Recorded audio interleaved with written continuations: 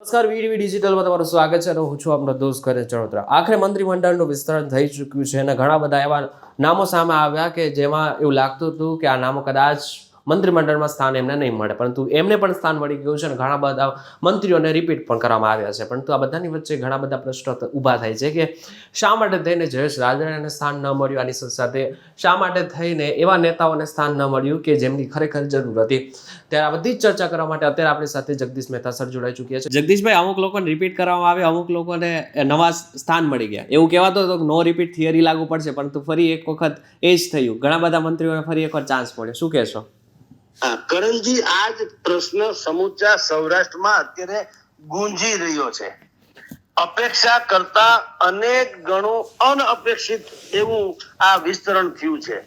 આ એવું થયું કે તમે દવા જે કરી દર્દની, એ દવા કરી વધુ ખતરનાક નીવડે એવી છે.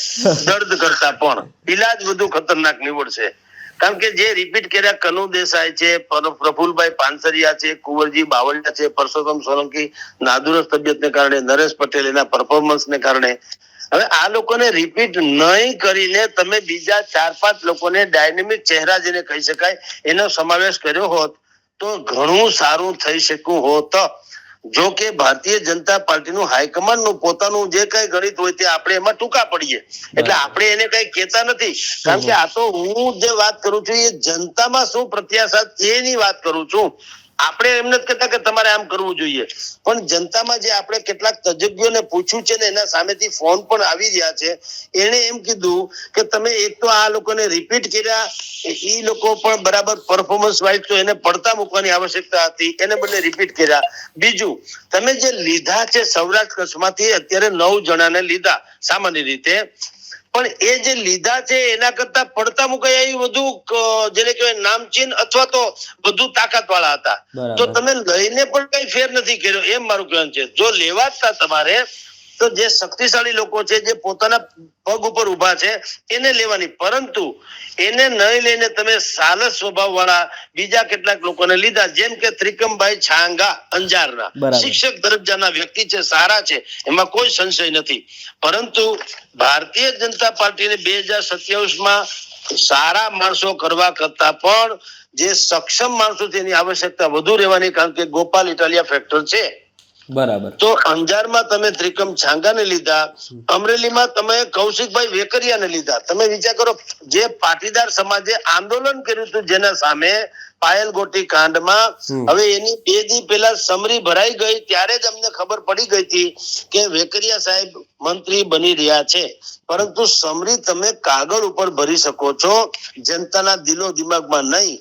ખેતર હોય તો ખેડીએ, ડુંગર ખેડા ન જાય, કાગળ હોય તો વાંચીએ, પણ કરમ કેમ વાંચ્યા જાય? સાચી વાત. એટલે એને જે કાગળ ઉપર બીસમરી ભરી દીધી.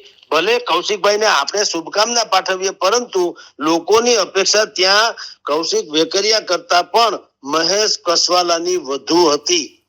એવી તાકાત વાળો વ્યક્તિ અથવા તો હીરાભાઈ સોલંકી, એને તમે મૂક્યા હો તો એક મોટા સમુદાયને તમે આકર્ષી શક્યા હોત, જેને ઓબીસી પણ કહેવાય છે અને કોળી પણ કહેવાય છે.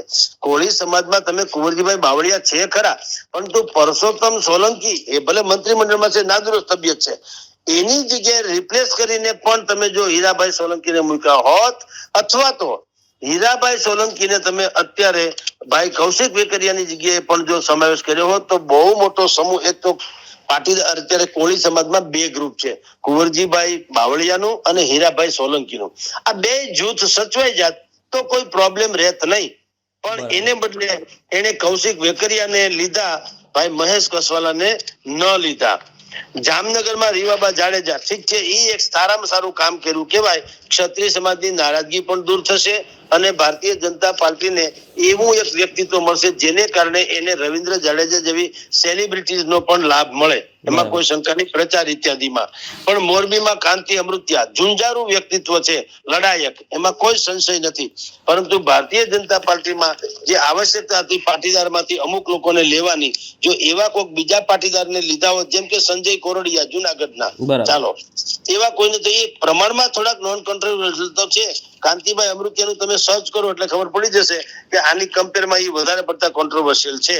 પછી બાકીના સમયમાં તમે જુઓ તો કોડીનારમાંથી પ્રદ્યુમન વાજા સૌરાષ્ટ્ર કચ્છમાંથી એસસી ના રિઝર્વ હતા એ લીધેલા છે, એ પ્રમાણમાં ઠીક કહેવાય. પણ પડતા મુકાયેલાની જે વાત કરો છો કે જેની સામાન્ય રીતે છેલ્લા 2-4 મહિનાથી બહુ જ દલીલો થતી હતી, ચર્ચા થતી હતી, જયેશ રાદડિયા, અલ્પેશ ઠાકોર, હીરાભાઈ સોલંકી, મહેશ કસવાલા, ઉદય કાનગડ, અમિત ઠાકર, શંકરસિંહ ચૌધરી, ગણપત વસાવા, શંભુનાથ ટુંડિયા, સંજય કોરડિયા, અનિરુદ્ધ દવે, માલતીબેન માહેશ્વરી, આવા લોકોને બદલે અત્યારે જે લોકોએ લીધા છે એમાં પહેલી વખત ઘણા તો નામ સાંભળતા હશે એવા નામ પણ કેટલાક એમાં છે. રમેશભાઈ કટારા છે, દાખલા તરીકે અરવિંદ રાણા છે, જયરામ ગામિત છે, પછી પીસી બરંડા છે, પ્રવીણ માળી છે, પછી સ્વરૂપ આપણે સંજયસિંહ મહુડા છે. આ બધા નામો છે. ભલે એ જે તે વિસ્તારમાં હશે જ અને એની કાબેલે ભલે જે હોય તે, પણ એવું સર્વમાન્ય નામ નથી કે તમે અલ્પેશ ઠાકોર એટલે પછી આખા ગુજરાતમાં એનું સરનામું મૂકવાની જરૂર નહીં. અલ્પેશ ઠાકોર એટલે બધાને ખબર, જયેશ રાદડિયા એટલે બધાને ખબર, હીરાભાઈ સોલંકી એટલે બધાને ખબર, ઉદય કાનગડ એટલે બધાને ખબર, શંકરસિંહ ચૌધરી એટલે બધાને ખબર, શંભુનાથ ટુંડિયા એટલે ખબર, સંજય કોરડિયા એટલે ખબર. એ મૂકો, ગણપત વસાવા, એને સરનામાની જરૂર નહીં. તો ભારતીય જનતા પાર્ટી પાસે એક સંભાવના હતી, એમ કહું છું, સક્ષમ મંત્રીમંડળ બનાવવાની. જે પડતા મૂક્યા તમે, એ જે લોકોને પડતા મૂક્યા એમાં કોઈને અફસોસ છે આખા ગુજરાતમાં? કોઈએ કીધું કે ના ભાઈ આને તમે પડતા શું કામ? બધાને જો હારું જો ગાંઠો છેટકો લે બોલો. તો એવા કેટલાક ગાંઠા તમે રાખ્યા શું કામ? એ પ્રશ્ન છે. અને આગામી સમયમાં 11 ને 39 હવે ટૂંકમાં શપથ ગ્રહણ તો બધું થઈ ગયું હશે, શરૂ થઈ ગયું, પૂરું થઈ ગયું હશે કદાચ. પણ હવે તમે આવતીકાલથી જોજો, જેટલું વેટેજ નવા પ્રધાનમંડળની રચનાને મળશે એટલું જ વિરોધના પણ સૂર ઉઠવાના અને એટલું જ વેટેજ એને મળવાનું. જી બરાબર. છેલ્લો એક પ્રશ્ન પૂછી લઈશ તમારે. જયેશ રાદડિયા નથી લીધા, હવે સૌથી મોટો ફટકો જ કદાચ સૌરાષ્ટ્રને એ પડશે કે કારણ કે છેલ્લા લગભગ 6 મહિનાથી એમનું નામ ચર્ચામાં હતું કે જયેશ રાદડિયાને તો મંત્રી બનાવવામાં આવશે જ, પરંતુ ન બનાવવા પાછળનું કારણ શું હોઈ શકે? હવે આમ તો આપણા કારણો છે, એ કારણો લેખિતમાં તો હોય નહીં, પરંતુ લીગલી અમુક લોકો એમ કે છે કે જયેશ રાદડિયાએ જ્યારથી ઇફકોની ડિરેક્ટરની ચૂંટણી પક્ષની સામે મેન્ડેટ વગર લડીને જીતી બતાવી ત્યારથી CR પાટીલ કયો કે ભારતીય જનતા પાર્ટીનો હાઈકમાન્ડ કયો, એના મગજમાં એમ હતું કે જયેશ રાદડિયાની કારકિર્દીને આપણે ક્યાંક બ્રેક મારવી પડશે, કારણ કે દળ કરતા પણ વ્યક્તિ મોટો થઈ જાય તો ક્યાંક વિચારવું પડે. હવે એ વાતને થોડોક તાળો મળે છે. આજે જ મને એક દિગ્ગજ નેતાએ કીધું કે આપની જાણ ખાતર જયેશ રાદડિયાનું રાજનીતિ પૂરું કરવાની ગણતરીમાં પક્ષ છે, એટલે જ એને વિસાવદરના પ્રભારી બનાવ્યા હતા, એમાં હારી ગયા. કિરીટ પટેલ જીતી ન શક્યા, એના પ્રભારી પણ જયેશભાઈ રાદડિયા હતા, એટલે એનો પણ અબજસ એને મળ્યો અને હવે પ્રધાનમંત્રીમાં નહીં લઈને પણ એને હાસ્યમાં ધકેલવાની કોશિશ કરી છે. અર્થાત ભાજપનું હાઈકમાન્ડ એમ માને છે કે જયેશ રાદડિયાને કદ પ્રમાણે વેતરી નાખવા. પરંતુ તમારી જાણ ખાતર એ જે કઈ ચોકઠા ગોઠવતા હોય તે અમે લોકો હાવ રસોડાના માણસો છે અને બધું જાણીએ છીએ. અહીંના અમારા બાજુના છે, એટલે મને બળવંતસિંહ રાજપૂતની કદાચ ઓછી ખબર હોય, મને પીસી બરંડાની ઓછી ખબર હોય, સંગીતાબેન પાટીલની ઓછી ખબર હોય, રમેશ કટારાની મને ઓછી ખબર હોય, પ્રવીણ માળીની ઓછી ખબર હોય, પણ જયેશ રાદડિયા કે સંજય કોરડિયા કે ઉદય કાનગડ કે હીરાભાઈ સોલંકી કે એની મને મોટા ભાગે વધારે ખબર હોય, રજની હોય. આપને કહું, ભગવાન હવનું ભલું કરે, પણ તમારી જાણ ખાતર નજીકના ભવિષ્યમાં મેં આપને એક તો ઈશારો આપ્યો છે કે જેટલું વેટેજ નવા પ્રધાનમંત્રીને મળવાનું એટલું જ તમારે વિરોધના સૂર ઉઠવાના એને પણ એટલું જ પ્રાધાન્ય મળશે. અને પહેલી વાત તો એ છે કે ગુજરાતના ઇતિહાસમાં પહેલી વાર એવો આમ આદમી પાર્ટીનો એટલે કે ગોપાલ ઇટાલિયાના નામે એવો એક વિકલ્પ ખુલ્લો થયો છે કે હવે કોઈને કોઈ પક્ષની બડી નથી. સમજી લ્યો, તમારા ખેસ હોય તો જ અમારું હાલે એવું નથી. એ બીજા પક્ષમાં જાય તો આ પોતિકા નામથી જીતે છે ને. જયેશ રાદડિયા જે છે એને કઈ બહુ જરૂરી નથી કે એને પક્ષનું બેનર, કોઈ પણ પક્ષ હોય તો પોતિકી તાકાતથી જીતી શકે એવી વ્યક્તિઓ છે. હીરા સોલંકી પણ વન ઓફ ધેમ, ઉદય કાનગડ પણ એની જેમ છે.